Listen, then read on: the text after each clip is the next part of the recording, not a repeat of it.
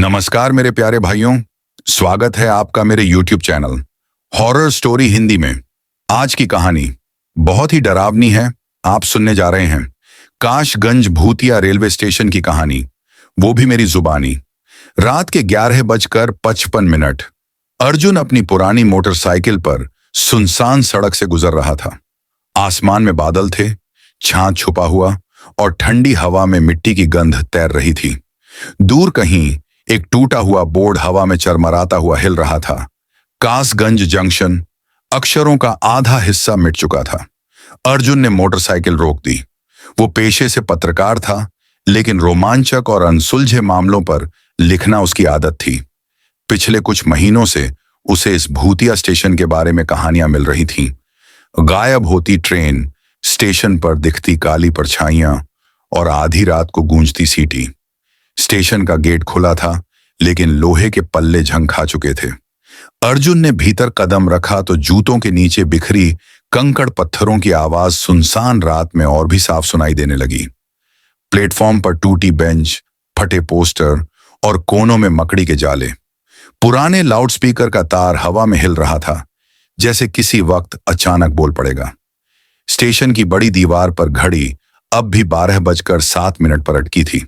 सुई जमी हुई, जैसे समय यहां 20 साल पहले ही रुक चुका हो। अर्जुन अपनी नोटबुक में लिख रहा था। तभी अचानक ट्रेन नंबर, प्लेटफॉर्म नंबर पहुंचने वाली है। एक टूटी फूटी खड़खड़ाती आवाज लाउडस्पीकर से निकली और तुरंत बंद हो गई। उसका दिल तेजी से धड़कने लगा। यहां तो कोई ट्रेन चलती ही नहीं। वो प्लेटफॉर्म के किनारे पटरियों की ओर बढ़ा।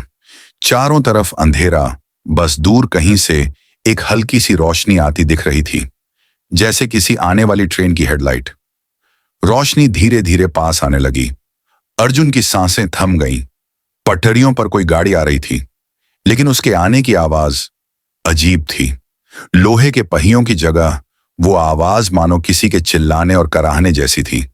और फिर उसने देखा, धुएं और धुंध में लिपटी काली रंग की एक पुरानी स्टीम इंजन वाली ट्रेन, जैसे किसी पुराने जमाने से सीधी खींच लाई गई हो, धीरे धीरे प्लेटफॉर्म पर रुकी। लेकिन कोई यात्री नहीं, कोई ड्राइवर नहीं, सिर्फ खिड़कियों के पीछे अंधेरे में पीली पीली आंखें, दर्जनों। अर्जुन का गला सूख गया। उसने कैमरा निकाला और तस्वीर खींचने की कोशिश की। फ्लैश चमका और अगले ही पल पूरी ट्रेन गायब। बस ठंडी हवा का एक तेज झोंका और प्लेटफॉर्म पर कहीं दूर से किसी महिला के रोने की आवाज। अर्जुन का हाथ कांप रहा था। उसने तय किया, वो यहां रात बिताएगा, सच जाने बिना वापस नहीं जाएगा। लेकिन उसे नहीं पता था कि ये रात उसकी जिंदगी की आखिरी भी हो सकती है। प्लेटफॉर्म की टूटी बेंच पर बैठा अर्जुन नोटबुक में जल्दी जल्दी सब लिख रहा था। ट्रेन की आकृति, रोशनी, पीली आंखें और अचानक उसका गायब हो जाना। उसका मन कह रहा था, यह सिर्फ कोई भ्रम नहीं हो सकता। रात करीब 12:40 हो रही थी। ठंडी हवा तेज हो गई थी और कोहरे ने चारों तरफ सफेद चादर डाल दी थी। दूर खंभे पर लगी एक टिमटिमाती बल्ब की रोशनी धुंध में खोने लगी। अर्जुन ने अपना कैमरा चेक किया। तस्वीर में कुछ साफ नहीं था, बस एक धुंधली काली आकृति और खिड़की के पीछे 2 चमकती आंखें। लेकिन जैसे ही उसने झूम किया, उसका दिल रुक सा गया। आंखों के नीचे एक चेहरा था, झुलसा हुआ, बिना होंठों का और दांत पूरी तरह बाहर निकले हुए। अर्जुन ने सिर झटक कर कैमरा बंद किया। शायद लाइट का खेल होगा, उसने खुद को समझाया, लेकिन मन में डर की एक ठंडी लहर उतर चुकी थी। स्टेशन मास्टर का कमरा, स्टेशन के किनारे एक पुराना लकड़ी का दरवाजा था, आधा टूटा हुआ, जिस पर धूल जमी थी। ऊपर धुंधले अक्षरों में लिखा था, स्टेशन मास्टर। अर्जुन ने दरवाजा धक्का देकर खोला। अंदर अंधेरा, सिर्फ एक कोने में टूटी अलमारी और बिखरे कागज। टेबल पर पड़े एक पुराने रजिस्टर पर मोटी धूल की परत थी। उसने कपड़े से पोंछा और पन्ने पलटने लगा। तारीख 14 मार्च 2003। ट्रेन नंबर 43 DN 127 यात्री, रवाना 12:07। गंतव्य बरेली जंक्शन। इसके आगे लाल स्याही में लिखा था, ट्रेन नहीं पहुंची, सभी यात्री गुमशुदा। अर्जुन की आंखें चौड़ी हो गईं। उसके नीचे एक अजीब सी टिप्पणी थी, सीटी बजने के बाद दरवाजा बंद करो, खिड़कियों में मत देखो। रजिस्टर बंद करके वो बाहर आया, लेकिन जैसे ही उसने प्लेटफॉर्म की तरफ कदम बढ़ाया, उसकी रीढ़ में सिहरन दौड़ गई। कोहरे में धुंधली धुंधली आकृतियां खड़ी थीं, मानो लोग हों, और सबके हाथ में पुराने जमाने के सूटकेस, ट्रंक और थैले। अर्जुन ने आवाज लगाई, कोई है यहां? कोई जवाब नहीं, बस वो आकृतियां धीरे धीरे उसकी ओर बढ़ने लगीं। कदमों की कोई आवाज नहीं, बस कपड़ों की सरसराहट और हवा में आती एक अजीब गंध, जैसे जली हुई मांस की। अर्जुन पीछे हटने लगा। अचानक उनमें से एक औरत आगे बढ़ी, चेहरा आधा जला हुआ, आंखें पिघले कांच जैसी सफेद। उसने होंठ खोले, लेकिन आवाज गले से नहीं, सीधे हवा में गूंजी। तुमने ट्रेन देखी? अब तुम भी चलोगे? अर्जुन ने बिना पीछे देखे भागना शुरू कर दिया, लेकिन जितना वो भागा, प्लेटफॉर्म उतना ही लंबा होता गया। पीछे से सीटी की आवाज आई, वही दर्द भरी लंबी सीटी। अर्जुन ठोकर खाकर गिरा। उसके ठीक सामने टिकट खिड़की थी, जिसका कांच टूटा हुआ था। अंदर एक बूढ़ा आदमी बैठा था, फटे यूनिफॉर्म में, बिना आंखों के गड्ढे और हड्डियों जैसे हाथ। उसने अर्जुन की ओर एक पीला सड़ा हुआ टिकट बढ़ाया। आखिरी सफर, प्लेटफॉर्म नंबर 3, उसने बुदबुदाया। अर्जुन पीछे हटते हुए चिल्लाया, नहीं। और जैसे ही उसने पलक झपकी, बूढ़ा, खिड़की, सब गायब। अर्जुन का दिल बेकाबू धड़क रहा था। उसने ठान लिया, उसे इस स्टेशन के अतीत को गहराई से खोजना होगा, वरना अगली रात शायद वो खुद भी इस प्लेटफॉर्म के यात्रियों में शामिल हो जाएगा। अर्जुन रात भर सो नहीं पाया। स्टेशन मास्टर के कमरे में मिली ठंडी बेंच पर लेटा। उसने बार बार वही सीटी सुनी, जैसे किसी की आखिरी चीख जो कोहरे में खो जाती थी। सुबह होते ही धुंध थोड़ी छौंटी और सूरज की हल्की किरण टूटी छत से भीतर झांकने लगी। लेकिन कासगंज स्टेशन पर दिन और रात में ज्यादा फर्क नहीं था। यहां की हवा में ही एक सड़ा गला सन्नाटा बसा हुआ था। अर्जुन ने फिर अलमारी खंगालनी शुरू की। पुराने रजिस्टरों के नीचे उसे एक चमड़े की जिल्द वाली डायरी मिली, जिस पर उभरे अक्षरों में लिखा था, रामदयाल, स्टेशन मास्टर, 14 मार्च 2003। आज रात कुछ अजीब होगा, मुझे यकीन है। इस ट्रेन को नहीं भेजना चाहिए, लेकिन ऊपर से आदेश है। मैंने गार्ड को चेतावनी दी, पर उसने हंसकर टाल दिया। कहते हैं यह सब अंधविश्वास है। 12:07 ट्रेन चली गई और उसके साथ ही सब खत्म हो गया। चीखें, खून और अंधेरा। मैंने खिड़की से देखा, वो लोग इंसान नहीं थे। उनकी आंखें खाली थीं और चेहरों पर मौत का साया था। जो भी इस प्लेटफॉर्म पर ट्रेन को देखता है, वो उसका हिस्सा बन जाता है। स्टेशन शापित है और यह श्राप तब तक नहीं टूटेगा जब तक आखिरी यात्री अपनी मंजिल तक न पहुंचे। लेकिन वो मंजिल कहां है, ये कोई नहीं जानता। अर्जुन का हाथ ठंडा पड़ गया। डायरी के अगले पन्ने खून के धब्बों से सने थे। आखिरी पन्ना फटा हुआ था, जैसे किसी ने उसे जानबूझकर निकाल दिया हो। दोपहर में अर्जुन स्टेशन से बाहर निकला और पास के गांव पहुंचा। वहां एक चाय की छोटी सी दुकान थी, जहां एक सफेद दाढ़ी वाला बुजुर्ग बैठा था। अर्जुन ने चाय मंगाई और कैजुअली पूछा, कासगंज स्टेशन का नाम तो सुना होगा? बुजुर्ग ने चाय का घूंट लिया, फिर धीमी आवाज में बोला, बेटा, उस जगह का नाम मत लो। वहां जो हुआ था वो किसी इंसानी समझ से बाहर है। अर्जुन ने कहा, क्या हुआ था?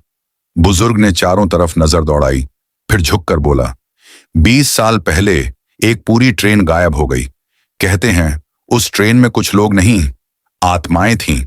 असली यात्री तो पहले ही मर चुके थे, एक हादसे में, उसी पटरियों पर। मालगाड़ी और पैसेंजर ट्रेन की टक्कर।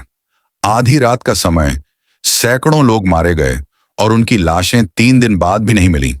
बस खून से सनी पटरी और जले हुए डिब्बे। उसके बाद से उनकी आत्माएं वहीं फंसी रह गईं। अर्जुन ने डायरी की बात बताई। बुजुर्ग ने गंभीर होकर कहा, हां, श्राप। वो तब तक नहीं टूटेगा जब तक कोई जीवित व्यक्ति उनकी मंजिल तक न पहुंचाए। लेकिन जो कोशिश करता है, वो खुद उनका हिस्सा बन जाता है। रात होते ही अर्जुन फिर स्टेशन लौटा। आज उसका इरादा था प्लेटफॉर्म नंबर 3 तक जाने का। वो जगह जहां से बुजुर्ग के अनुसार श्रापित ट्रेन हमेशा निकलती है। जैसे ही घड़ी ने 12 बजाए, कोहरे में एक लंबी सीटी गूंजी। पटरियां हल्की हल्की कांपने लगीं। अर्जुन कैमरा लेकर तैयार था, लेकिन तभी उसे पीछे से किसी के कदमों की आहट सुनाई दी। वो पलटा। एक औरत खड़ी थी, वहीं जो पिछली रात आकृतियों में से आगे आई थी। जला हुआ चेहरा, सफेद आंखें, लेकिन आज उसके हाथ में एक पुराना सूटकेस था। उसने धीमे से कहा, तुम्हें मंजिल तक ले चलूं?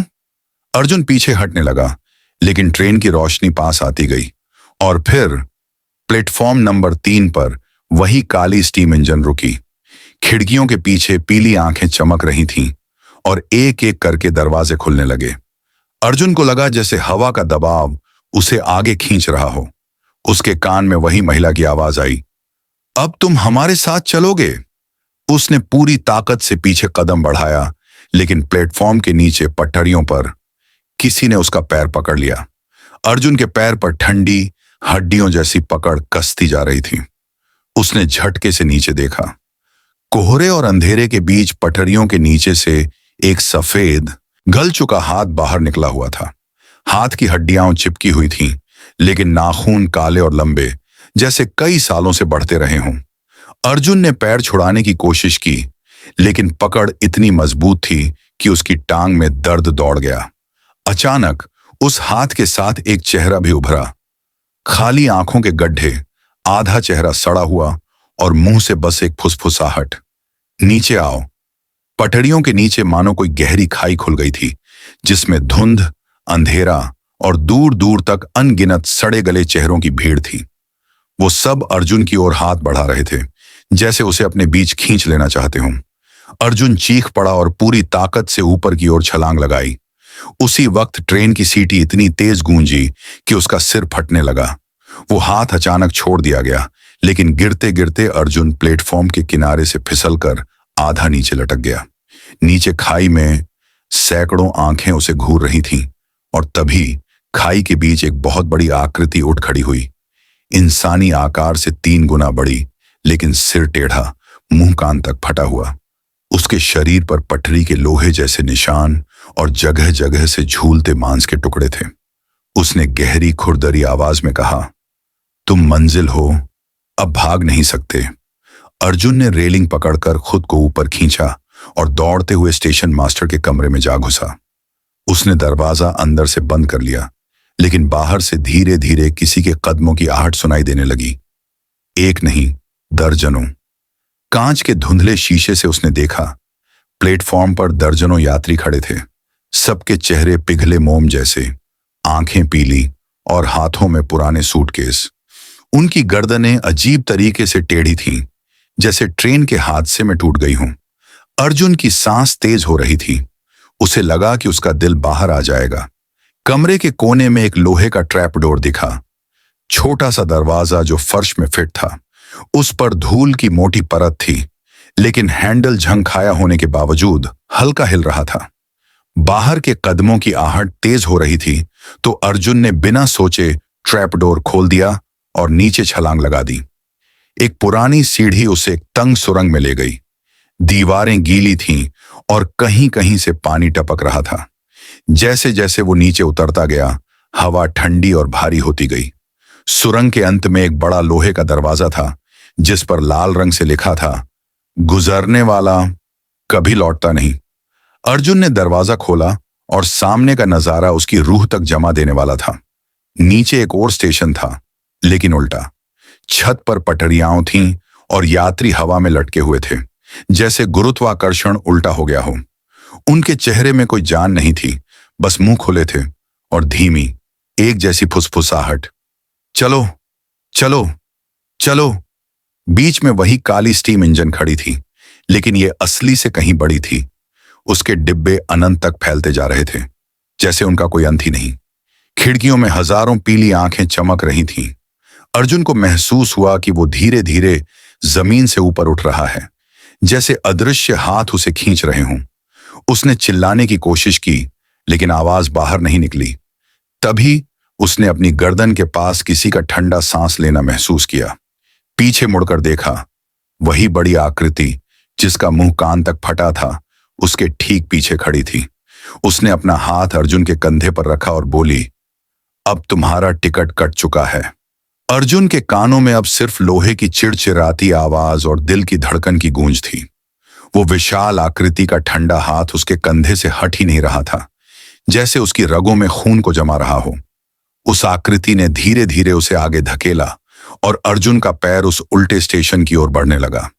नीचे की बजाय ऊपर पटरियों पर लटकी हुई ट्रेन के दरवाजे एक एक करके खुलने लगे, मानो वो किसी खास यात्री का इंतजार कर रहे हों।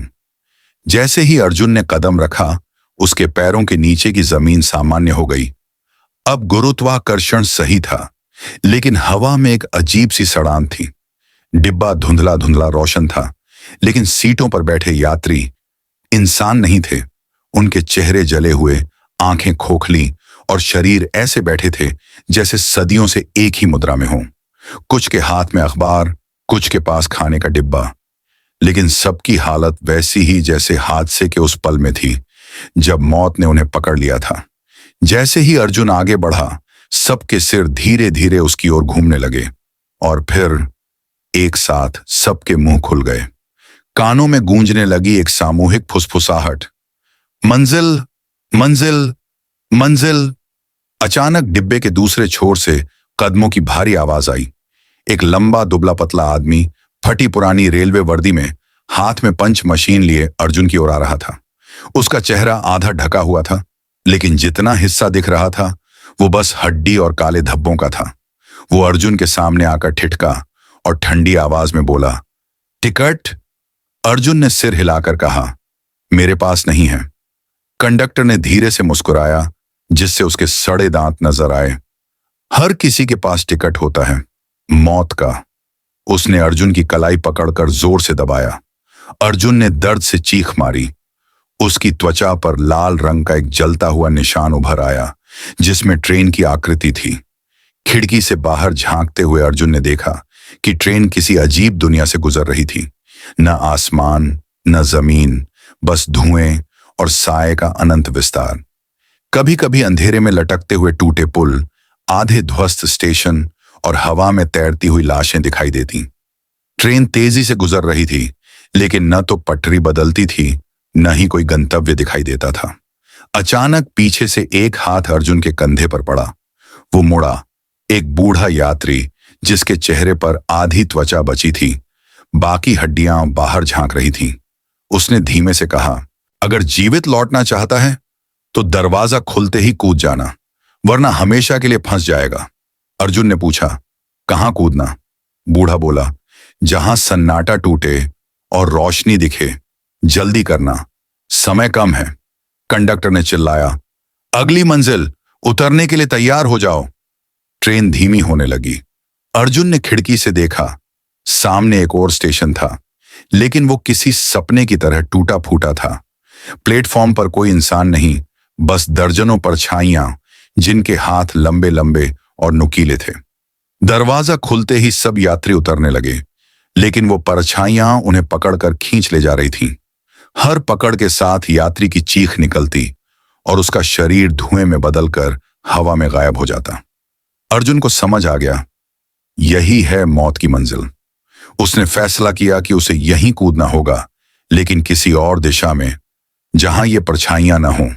जैसे ही दरवाजा खुला, वो पूरी ताकत से दौड़ा और विपरीत दिशा में छलांग लगा दी। नीचे अंधेरा था। वो कई सेकंड तक गिरता रहा, जैसे नीचे कोई अंत ही न हो, और फिर जमीन पर जोर से टकराया। जब उसने आंख खोली तो देखा वो फिर उसी कासगंज स्टेशन के प्लेटफॉर्म पर पड़ा था, लेकिन ये दिन का समय था और स्टेशन पूरी तरह वीरान। उसने राहत की सांस ली, लेकिन तभी पास में पड़ी अपनी परछाई पर नजर पड़ी। उसकी परछाई मुस्कुरा रही थी। अर्जुन ने घबराकर अपनी परछाई से नजर हटाई। उसका सीना तेजी से उठ गिर रहा था।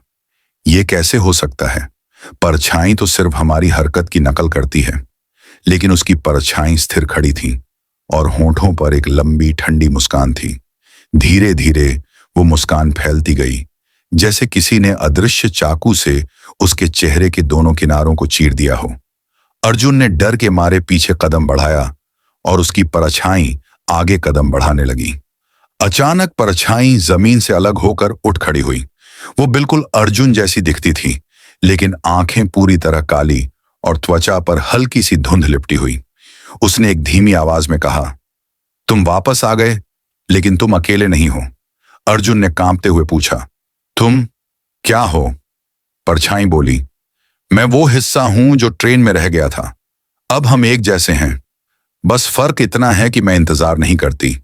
और उसी पल अर्जुन की गर्दन पर ठंडी हवा का झोंका महसूस हुआ, जैसे कोई अदृश्य उंगली उसकी नसों को छू रही हो।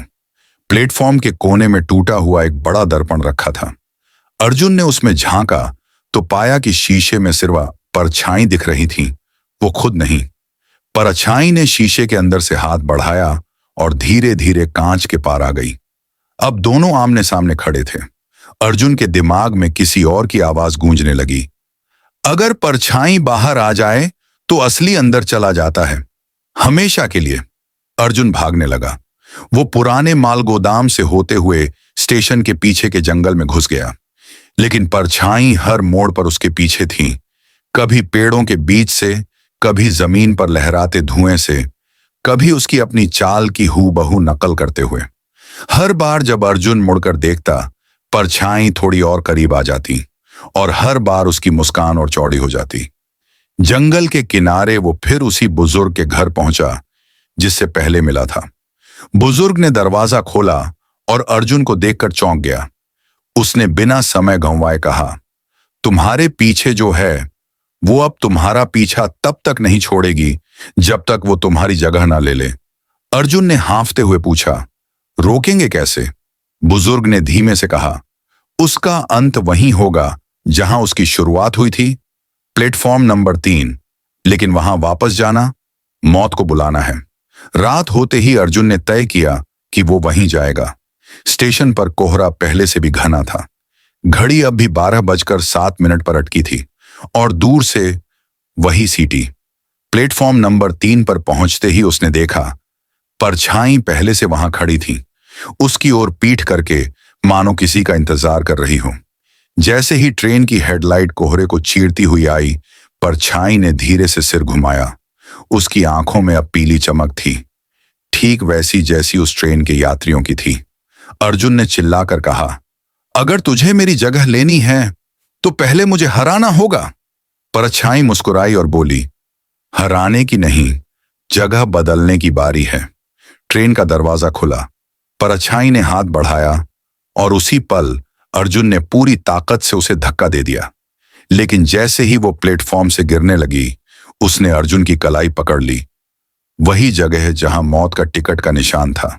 दोनों एक साथ नीचे गिरने लगे। अंधेरे में बस वही आवाज गूंज रही थी, अब मंजिल तुम्हारी है। अंधेरा इतना गाढ़ा था कि अर्जुन को अपने हाथ भी दिखाई नहीं दे रहे थे। बस कानों में गूंज रही थी ट्रेन की सीटी और रेल के पहियों की चरमराहट। वो और उसकी परछाई दोनों एक अनजानी गहराई में गिरते जा रहे थे। गिरते गिरते अर्जुन को लगा कि हवा में कोई ठंडा धातु का स्वाद घुल रहा है, जैसे लोहे और खून की गंध एक साथ। अचानक गिरना रुक गया। अर्जुन ने पाया कि वो एक लंबे संकरे प्लेटफॉर्म पर खड़ा है, लेकिन यह प्लेटफॉर्म असलियत में कहीं नहीं था। सामने 2 पटरी थीं, एक बाईं ओर जाती हुई, दूसरी दाईं ओर, और दोनों पर एक एक ट्रेन खड़ी थी। बाईं ट्रेन पूरी तरह काली, जिसमें पीली आंखों वाले यात्री बैठे थे, वही जिन्हें उसने पहले देखा था। दाईं ट्रेन चमकदार सफेद लेकिन खाली। परछाई उसके सामने आकर बोली, एक रास्ता मौत का, एक रास्ता मुक्ति का, लेकिन चुनोगे तुम और जीऊंगा मैं। अर्जुन समझ गया कि यह खेल असली नहीं, बल्कि किसी मानसिक जाल का हिस्सा है। अगर उसने गलत ट्रेन चुनी तो हमेशा के लिए फंस जाएगा। उसने अपनी जेब टटोली। वहां स्टेशन मास्टर की डायरी का आधा पन्ना था, जो पहले फटा हुआ मिला था। उस पन्ने पर धुंधले शब्द दिख रहे थे, मुक्ति की ट्रेन खाली नहीं होती, सिर्फ मृत यात्री ही नजर नहीं आते। अर्जुन का दिल तेजी से धड़कने लगा। मतलब जो ट्रेन खाली दिख रही है वो असल में भरी हुई है। परछाई ने ताना मारा, क्या सोच रहा है, समय कम है, सीटी कभी भी बच सकती है। अर्जुन ने गहरी सांस ली और बाईं तरफ काली ट्रेन की ओर कदम बढ़ाया। परछाई हंसी, गलती कर दी, अब तेरी आत्मा मेरी। लेकिन जैसे ही अर्जुन ने दरवाजा पकड़ा, उसने एक झटका देकर परछाई को भीतर धकेल दिया और खुद प्लेटफॉर्म पर पीछे हट गया। दरवाजा अपने आप बंद हो गया और ट्रेन धुआं छोड़ते हुए चल पड़ी। परछाई की चीख अंधेरे में गूंजती रही, ये खेल खत्म नहीं हुआ, मैं लौटूंगी। अर्जुन ने चारों ओर देखा। अब वहां बस एक ही पटरी बची थी जो धीरे धीरे रोशनी में बदल रही थी। वो पटरी चलते चलते एक सुरंग में बदली और सुरंग के अंत में कासगंज स्टेशन का वही टूटा प्लेटफॉर्म था। लेकिन इस बार घड़ी चल रही थी 4:15। कोई कोहरा नहीं, कोई परछाई नहीं और हवा में हल्की सी सुबह की ठंडक थी। अर्जुन ने सोचा कि शायद सब खत्म हो गया है।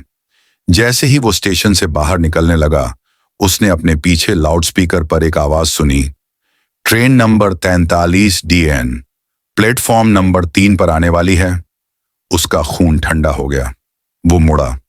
प्लेटफॉर्म नंबर 3 पर कोहरे में धुंधली सी ट्रेन की हेडलाइट चमक रही थी और कांच की खिड़की में उसकी अपनी परछाई पीली आंखों के साथ मुस्कुराती हुई बैठी थी। अर्जुन स्टेशन के बाहर पहुंच चुका था। सुबह की हल्की धूप, हवा में मिट्टी की खुशबू और दूर किसी मुर्गे की बांग, सब कुछ सामान्य लग रहा था। उसका दिल कह रहा था कि वो बच गया, कि यह सब एक बुरा सपना था। लेकिन सपनों में इतनी ठंडक और लोहे की गंध नहीं होती। उसने अपने मोटरसाइकिल की चाबी घुमाई, लेकिन इंजन बार बार बंद हो रहा था। तीसरी कोशिश पर गाड़ी स्टार्ट हुई और वो तेजी से कासगंज की मुख्य सड़क की ओर बढ़ा। अचानक उसने रियर व्यू मिरर में देखा। पीछे धुंध में एक काली परछाई ट्रेन की तरह लंबी उसी दिशा में तेजी से बढ़ रही थी। उसका दिल एक पल के लिए रुक सा गया। उसने और तेज गाड़ी चलाई, लेकिन जैसे जैसे वो आगे बढ़ रहा था, पीछे की सड़क धीरे धीरे पटरी में बदल रही थी। भागते भागते अर्जुन एक सुनसान रास्ते पर पहुंच गया, जहां सड़क के किनारे एक जर्जर हवेली थी। उसने गाड़ी रोक दी, क्योंकि आगे सड़क पूरी तरह पटरियों में बदल चुकी थी। हवेली के बड़े लोहे के गेट पर टूटी हुई तख्ती लटक रही थी, रेलवे कॉलोनी 1992। वो अंदर गया। हवेली में पुरानी लकड़ी की सीढ़ियां, दीवारों पर पुराने स्टेशन मास्टरों की तस्वीरें और जमीन पर जंग लगे टिकट पंच मशीन पड़े थे। लेकिन सबसे अजीब, हर तस्वीर में स्टेशन मास्टर के पीछे खिड़की से वही पीली आंखों वाली परछाई झांक रही थी। एक कमरे में अर्जुन को एक भारी लकड़ी की अलमारी मिली। ताला जंग लगा था, लेकिन उसने एक लोहे की छड़ से तोड़ दिया। अंदर पुरानी फाइलों के बीच एक मोटी, धूल से ढकी डायरी थी। पन्ने पलटते ही उसे महसूस हुआ जैसे कमरे का तापमान गिर गया हो। डायरी में लिखा था, 1992 में एक ट्रेन कासगंज से लखनऊ जा रही थी। स्टेशन मास्टर के लालच और एक पंडित के श्राप ने उस ट्रेन के सभी यात्रियों की जान ले ली। तब से वो ट्रेन हर 50 साल बाद लौटती है, अधूरी आत्माओं को अपने साथ ले जाने के लिए। अर्जुन के हाथ कांप रहे थे। पन्ने के आखिर में लिखा था, अगला आगमन 12 अगस्त 2025, आधी रात। वो तारीख आज थी। अर्जुन ने डायरी बंद की, लेकिन बाहर से फिर वही सीटी की आवाज आई, इस बार बहुत पास से। हवेली के दरवाजे अपने आप बंद हो गए। कमरे की खिड़की से उसने देखा, हवेली के बाहर पटरियों पर वही काली ट्रेन खड़ी थी। हर खिड़की से पीली आंखें उसे घूर रही थीं। फिर लाउडस्पीकर की फटी आवाज गूंजी, यात्री अर्जुन वर्मा, आपकी ट्रेन प्लेटफॉर्म नंबर 3 पर तैयार है। अर्जुन समझ गया कि भागना बेकार है। अगर उसने इस बार ट्रेन का सामना नहीं किया तो परछाई उसे ढूंढकर खींच ही ले जाएगी। उसने जेब से एक पुराना कैमरा और डायरी उठाई और ट्रेन की ओर बढ़ा। लेकिन जैसे ही उसने पहला कदम पटरी पर रखा, जमीन कांपी और कोहरे में से दर्जनों भूतियां हाथ निकले, उसके पैरों को पकड़ने लगे। अर्जुन ने पूरी ताकत से खुद को छुड़ाया और ट्रेन के दरवाजे तक पहुंचा। दरवाजा अपने आप खुला और अंदर अंधेरा। अंधेरे में से एक ठंडी लेकिन परिचित आवाज आई, स्वागत है यात्री अर्जुन, हम तुम्हारा इंतजार कर रहे थे। वो आवाज उसकी खुद की परछाई की थी। ट्रेन के अंधेरे डिब्बे में कदम रखते ही अर्जुन को ऐसा लगा जैसे उसने समय और जगह दोनों खो दिए हों। चारों तरफ घना धुंधलापन था और एक आवाज जैसे कहीं दूर से गूंज रही हो, अंतिम सफर शुरू होता है। उसने अपनी टटोली हुई डायरी को कसकर पकड़ लिया। अब उसका सामना अपनी सबसे बड़ी लड़ाई से होना था, खुद से, अपनी परछाई से और इस भूतिया ट्रेन की आत्माओं से। अर्जुन ने धीरे धीरे ट्रेन के एक छोटे डिब्बे का दरवाजा खोला। अंदर की हवा इतनी ठंडी थी कि उसकी सांसें धुआं बनकर बाहर निकल रही थीं। डिब्बे के कोने में एक झूठा दर्पण रखा था। अर्जुन ने उसमें देखा तो वह खुद की जगह खाली एक काला साया देख पा रहा था। तभी पीछे से वही परछाई आई। तुम यहां नहीं हो, उसकी आवाज फुसफुसा रही थी। तुम अब मेरी दुनिया में हो। अर्जुन ने कहा, मैं यहां हूं क्योंकि मुझे वापस जाना है, मेरी जिंदगी बचानी है। परछाई ने मुस्कुराते हुए कहा, तो खेल शुरू करो। ट्रेन के डिब्बों में से एक एक करके दरवाजे खुलने लगे। हर डिब्बे में वह यात्री बैठे थे, जले हुए चेहरे, पीली आंखें और मुंह से निकलती धीमी फुसफुसाहट।